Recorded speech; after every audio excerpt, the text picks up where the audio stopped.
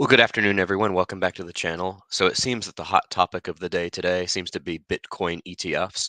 So I figured I would attempt to throw in my 2 cents, not my two coins, but not that I have two coins. I have some fractional Bitcoin, but I figured I would just throw in my 2 cents on this topic. So we'll discuss a few high dividend yielding Bitcoin ETFs. We will talk first about not the one we discussed yesterday. We'll probably save that one for the end. But the first one I want to cover is BITO. So I'm actually in BITO myself, and it's doing pretty good.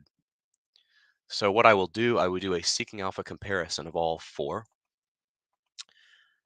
So here we go. Let's jump right into it here. Okay, I'll use this screen over here. Had another comparison up that I was doing before, so let me clear this out. And let's see, let me type in BITO. So BITO will be the first one we look at. This is the ProShares Bitcoin ETF strategy. I'm a big fan of the ProShares, as you all very well know. This one so here's the thing. So if we look back to like 2021, let me max out and see. All right, so we went public in this one October 18th, 2021, according to this. So if we look at like a 3-year view, we're going to get the whole life of the fund. So over the life of the fund, we're down 25% in price return. Now, if we go to select metrics and we look at total return, we're actually going to be at only down 5%. So this one's almost got a U-shape curve here. It's come back pretty much to where it was. It bottomed out here in 2022, of course, when Bitcoin was way down. We were down almost 77% in this fund.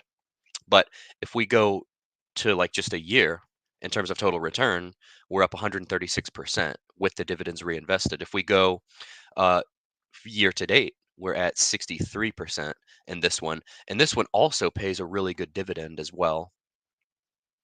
The quant has it as a strong buy. Seeking Alpha has it as a hold. The ratings are kind of across the board here. Momentum's A plus, D minus for expenses, A plus for dividends, A plus for liquidity, but of course an F for risk. And then the next thing we've got here is going to be, let's see, where's my screen over here? Okay, trailing 12-month dividend yield is 12.41%. The last dividend announced was 73 cents on this fund. So if we annualize this, 73 cents times 12, that's $8.76.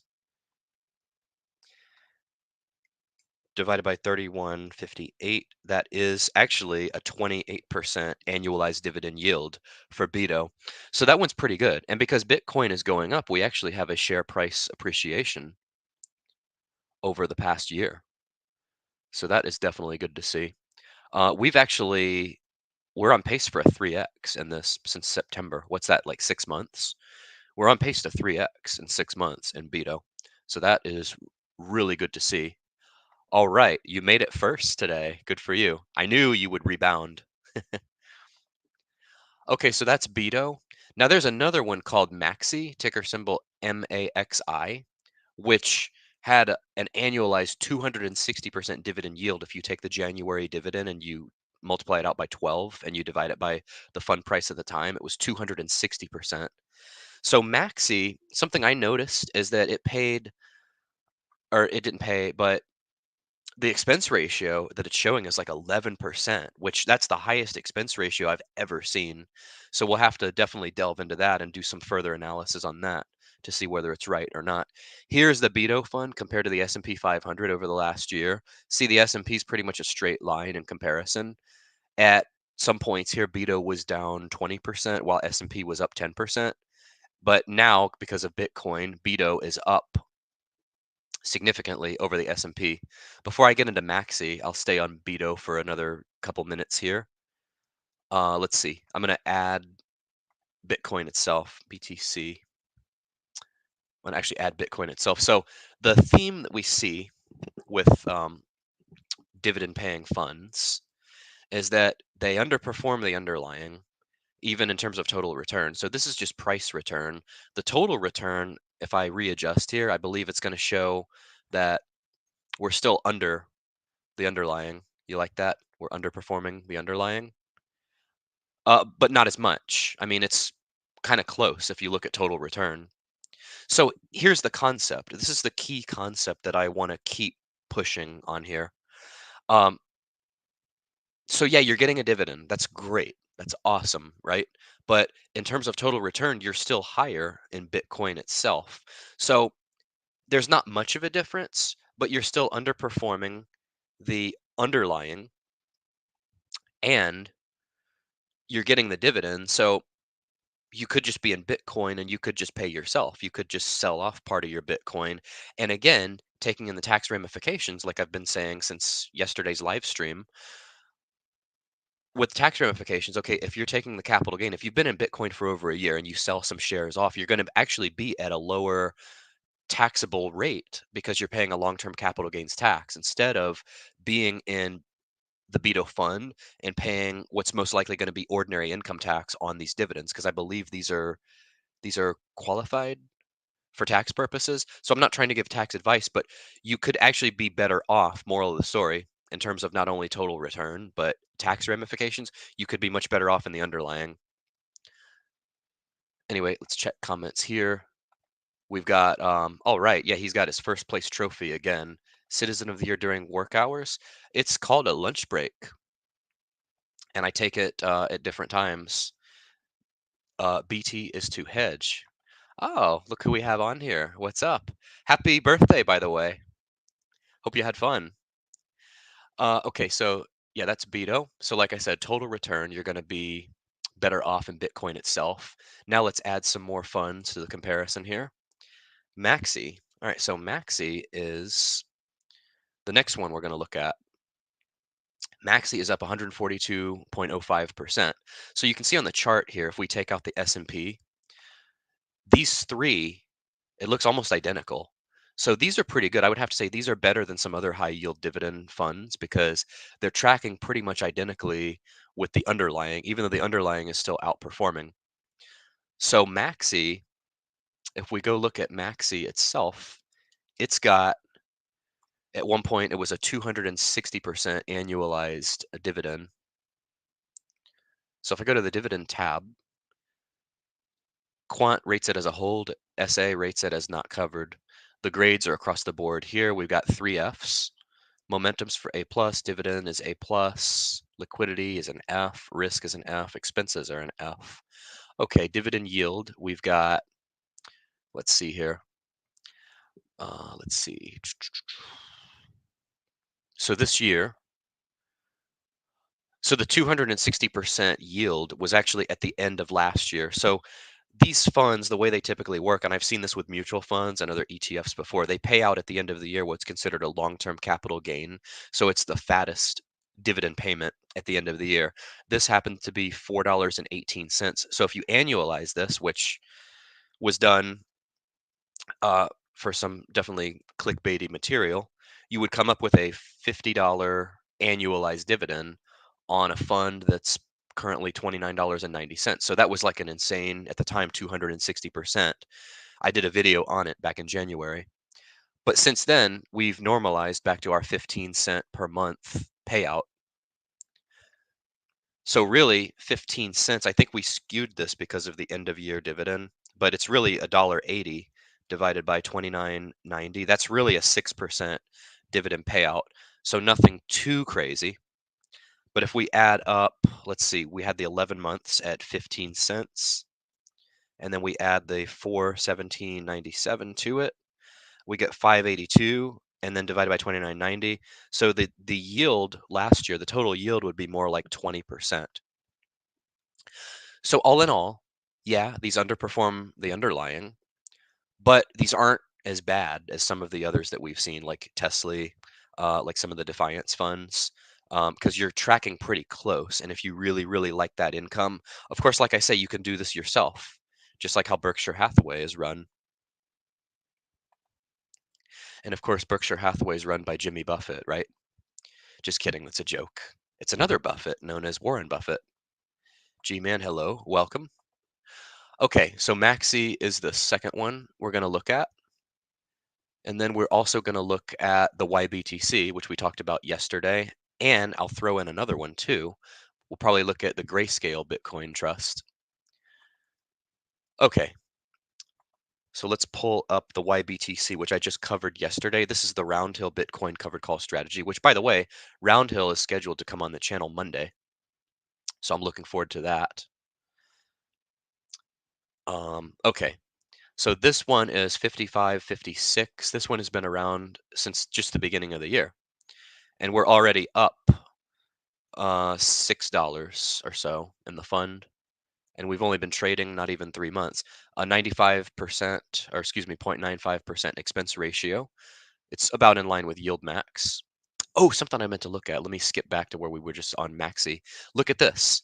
Look at this, folks. Expense ratio 11.18%.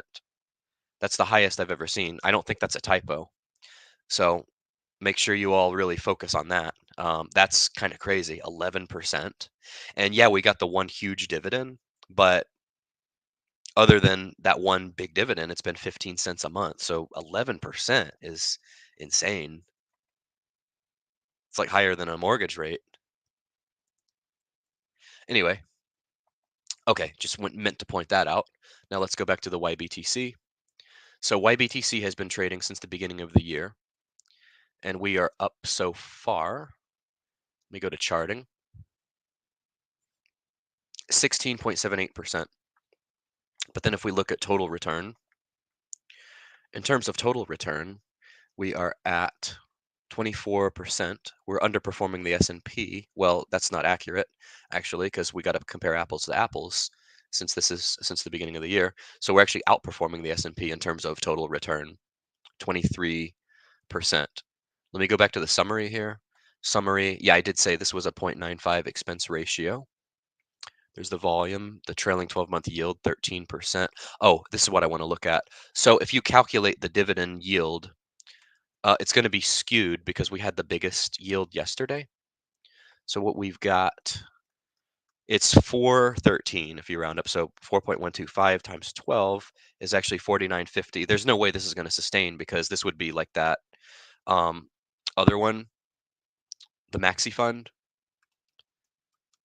Actually, this would be an 89% yield, and there's no way that would sustain. I would not expect it to unless Bitcoin soars to like 200,000 or something. Otherwise, we're going to be somewhere in here, I would think. So the good news about this fund, since it's been out, it's been increasing its yield every month. $1.33 in January, $1.81 in February, and then $4.12 in March. So, but I would caution that it's most likely not going to sustain. Anyway, okay, let me go back to charting, add this one, add the other two. So we've got Maxi, we've got BITO, which was the first one we covered, and then we'll take out the S&P. Now I'm going to cover Grayscale Bitcoin, the GBTC. So let me pull this one up. Look at the best one. We have a winner. Drum roll. 306% over the past year, almost 307% for Grayscale Bitcoin Trust. Now, with Grayscale, I think the dividend, they either pay a low one or not one at all. So let's check total return. Nope, they don't. Okay, so here we go. This sums up my point perfectly. The fund that doesn't pay a dividend is up 307%, whereas these other dividend ones are up by much less. But that's not quite a fair comparison because this one is looking at a year, a trailing 12 months. We need to look at since the beginning of the year, since of course the YBTC, there we go. Since the beginning of the year, it's still a winner. It's still outpacing BITO, Maxi, and YBTC. So see that? A non-dividend ETF is outpacing the dividend ETFs. Let's add in Bitcoin itself again for comparison. All right, so here we go. Okay, so Bitcoin is only up 56% over this time. Grayscale is outperforming Bitcoin. So there we go. Of our four funds, I would say we have a winner. Let me type it in directly here. GBTC, Grayscale Bitcoin Trust, summary.